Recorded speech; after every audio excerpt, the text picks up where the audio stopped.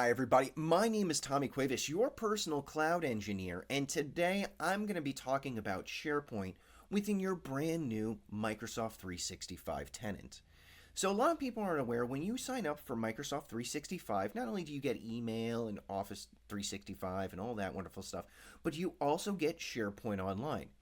SharePoint Online is a powerful intranet tool that comes with your subscription. It's generally used for communication and document retention for your organization. It's a great way to share and collaborate with end users, internal and external, of your organization. And it has very powerful integration into Microsoft Power Platform. So what we're going to do is we're going to delve right in and show you how to access SharePoint, the SharePoint Admin Center, and the first site that is created for your environment. So let me go ahead and share my screen real quick. And we're going to start off right in the M365 Admin Center. So the easiest way to get here is by going to admin.microsoft.com. And you're just going to log in with your credentials. Now keep in mind, if you don't have global admin access or you're not an admin, you're not going to be able to access this site. But if you are, you'll see something along the lines of this. And it's going to give you some generalized information about your environment. But we're going to go ahead and look for our SharePoint Admin Center. Now, it's not listed here, and if you don't see it, that's fine. We're going to access it by clicking on Show All, and then we're going to scroll down a little bit, and we're going to click on this SharePoint link. Now, here's the unique thing about SharePoint within the admin centers of M365. Every admin center for SharePoint is unique. It always has your domain name associated with the admin. So there's not like admin.sharepoint.com. It's going to not send you anywhere. You always have to have your domain name in there as well. So the easiest way to access your SharePoint environment is by going directly to the admin center.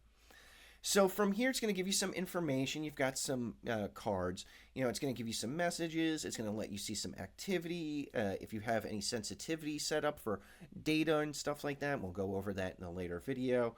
And things along those lines. We can also set up policies and stuff along those lines. But what we're going to do is we're going to check out the first site that is created for our SharePoint environment. And generally when I build out SharePoint environments, I like to go with a hub and spoke environment. So generally it's a main landing page that everybody within your organization will use. And then there's branching off pages for like different departments, projects, facilities that you may have, however you want to break up that hub and spoke environment. Just so you know, Microsoft sees your main landing page as your domain name.sharepoint.com. So as far as the system is concerned, this is kind of your main landing page. And what you'll see when you first create it, it will say a communication site. I went ahead and created my TC Ocala photos for my photo business directly in here. So this is going to be my main landing page for my photo business. If I click on the name, what I'll do is I'll get some information here and I'll be able to make some edits. This is a menu system that's built in.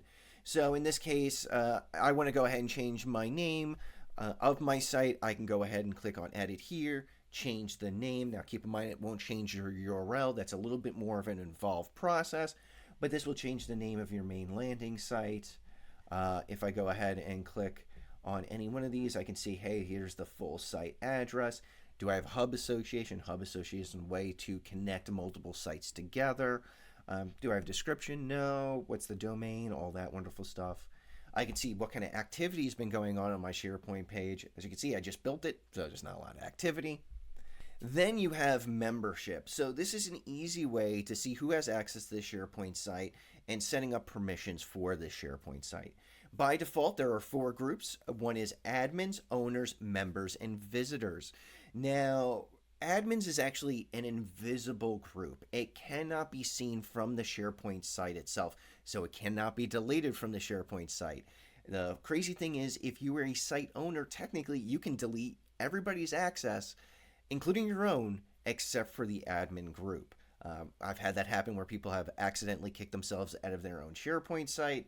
So if you're a power user, if you're say, for instance, the IT manager or CIO of your organization or the owner of that business, you want to make sure that you're set up as a site admin on every one of your SharePoint sites. This means you have Mac Daddy access. There's nothing you can't do in your SharePoint environment. So we also have owners, similar to admins, but they are viewable in the SharePoint site. Then we have members. Members have the availability to edit documents in the SharePoint site, but they can't make changes to the site itself or permissions, things along those lines.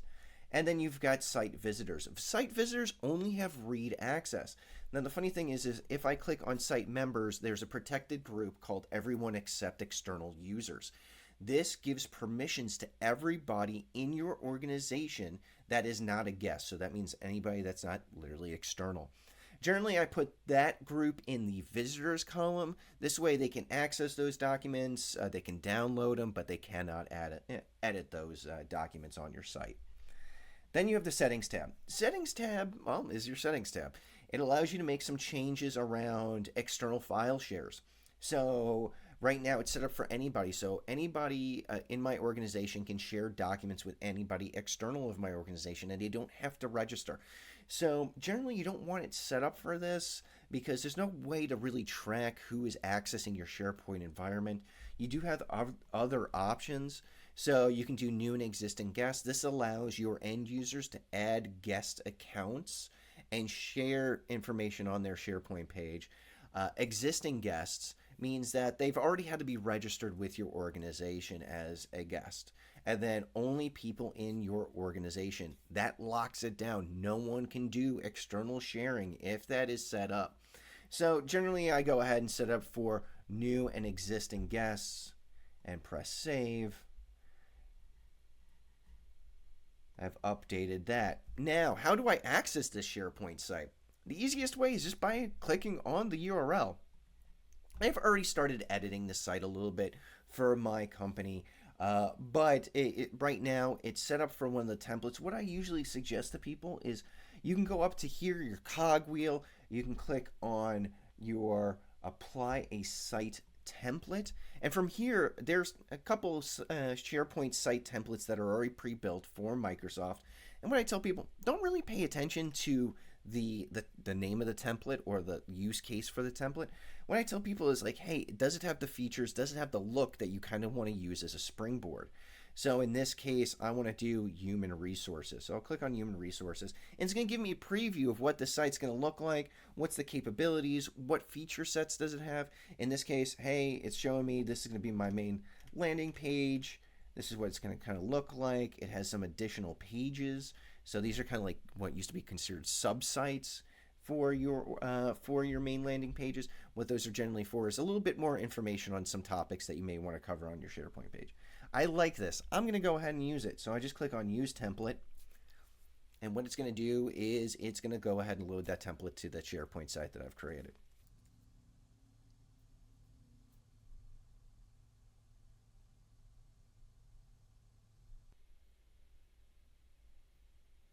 Okay, so my template has been applied to my site. It's added a lot of stuff to it. It's added some new web parts, some quick links, things along those lines, but I want to go ahead and make some changes around here. So one of the areas that we want to usually edit is our navigation bar. Navigation bar is what it's called. It's an easy way to add a bunch of links and navigation directly into your SharePoint site. So what I'm going to do is I'm going to click on the edit next to my navigation, and now my edit navigation menu is popped up. From here, I can go ahead and edit any one of these links that are here. So if I want to go ahead and say, edit this link, and I want to go ahead and say, let's go to, let's see, spam.com. All right, I'm going to say, learn a new language. Nah, you know what? We're a big fan of spam, so this is for spam. I press OK, and now I can press save. But before that, I want to add another link to, a fake Google Docs site in this case. What I'm going to do is I'm going to actually make this into a label. So a label is can be used for a drop-down menu in your SharePoint environment. In this case, I'm going to put drop-down. I'm going to press OK, and now I've got an option for drop-down, but if I click on that link, nothing's going to happen. What I want to do is put a sublink underneath that. So I'm going to go ahead and click on the plus right underneath here. That's how you easily add links. And I'm going to say, hey, we're going to go to, let's see, Google Docs docs.com. Now, keep in mind, that's not a real website. Don't go to there. I don't know where it's going to go. But I'm going to say, hey, we're going to name this one Docs. And I'm going to press OK here. And now I want to make this into a sublink underneath this drop-down. So I can click that. I'm going to say make a sublink. I'm going to say save. And now if I click under drop-down, as you can see now I have a caret and I have a drop-down to docs.com. I'm not going to click on that once again. I have no idea where it's going to go. But I'm going to leave that as is. And that's an easy way to edit your navigation bar. Now, as far as editing my site, I can go ahead and easily just click on edit. And what it's going to do is put my SharePoint site in edit mode. Now, keep in mind, you can actually do this while people are using your SharePoint environment. You don't have to do any downtime or anything like that. What this does is you can edit and move things around. It will not reflect until you press the republish button. So you don't have to schedule downtime to edit your sites. You can do it in real time. You can save it as a draft. You can come back later. So SharePoint's very forgiving in that way. And in this case, all right, I like this this hero here. I like this quick links over here. And how this is kind of set up is a couple different areas.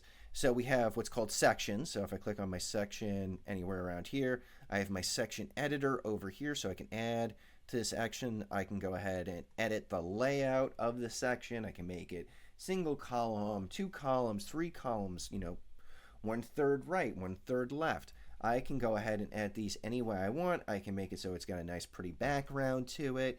And we'll go over a little bit more about editing and creating SharePoint sections. So that's fine. I like it. I want to go ahead and add a web part underneath my hero here, and that's very, very easy. I want to add a new feature, and what I want to do is I want to add people. So I can, underneath any one of these sections, whenever I have this little plus button here, this is how we add and remove web parts. I'm going to click on people, and I'm going to add myself. So let's see. As I start typing, it's going to go ahead and look in my Active Directory and pull up people that work for my organization. I am the owner of my business. I've liked that I've added this. I'm going to go ahead and press republish. I can schedule this, or I'm fine doing it right now. So once again, nothing has changed until I press that republish button. But now, if I click on this and I update and I navigate to it, it's going to give me access to all my information, my contact information, things along those lines for my contact information. So these are how you add and remove web parts, and we'll go over that in more detail in a later video. But that's how you go ahead and access your first SharePoint site. This is how you go ahead and make some quick changes to them, how you pick out templates, all that wonderful stuff. I hope you liked this video. Please like and subscribe. If you have any questions, please feel free to reach out in the comments section. I hope you enjoyed this video, and I hope you have a great day.